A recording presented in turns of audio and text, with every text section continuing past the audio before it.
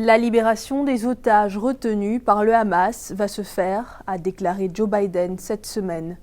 Toutefois, en Israël, le gouvernement se montre plus prudent sur la question, en soulignant que son pays poursuivrait ses opérations militaires à Gaza jusqu'à la défaite du Hamas. Le Premier ministre israélien Benjamin Netanyahou a évoqué dimanche les spéculations sur un éventuel accord visant à libérer plus de 200 otages kidnappés par le groupe militant le 7 octobre.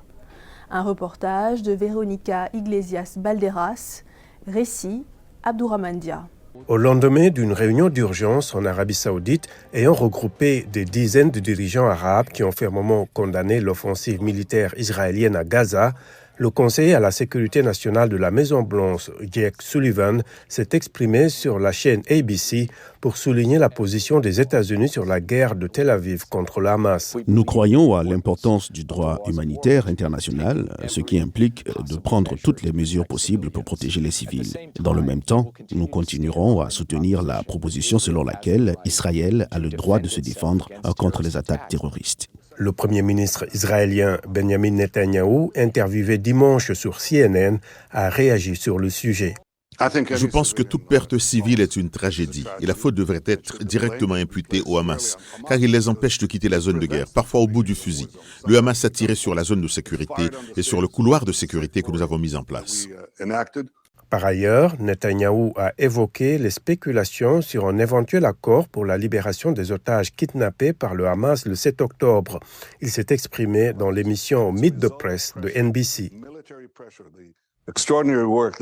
Le travail extraordinaire accompli par Tsahal, faisant pression sur les dirigeants du Hamas, c'est la seule chose qui pourrait créer un accord. Et si un accord est disponible, nous en parlerons lorsqu'il sera là. Nous l'annoncerons si cela est réalisé.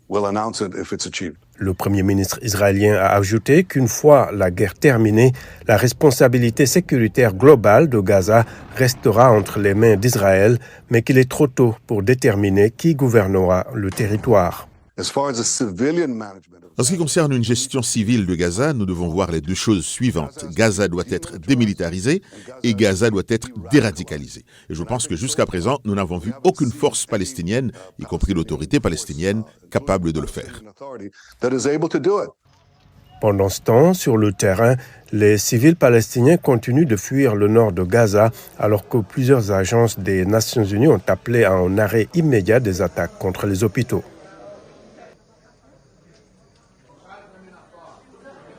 5 semaines après le début de la guerre entre Israël et le Hamas, les autorités israéliennes ont fait savoir qu'à ce stade, il n'y a pas de preuve de vie des otages détenus à Gaza suite à l'attaque du Hamas qui a fait quelques 1200 morts, en majorité des civils, selon l'État hébreu. Alors que les agences d'aide internationale rappellent l'importance du respect du droit humanitaire, le bilan humain continue d'augmenter. Le ministère de la Santé du mouvement islamiste palestinien Hamas évoque plus de 11 000 personnes tuées, dont de nombreux enfants suite au bombardement dans la bande de Gaza. Dili Diko, VOA Afrique, Washington.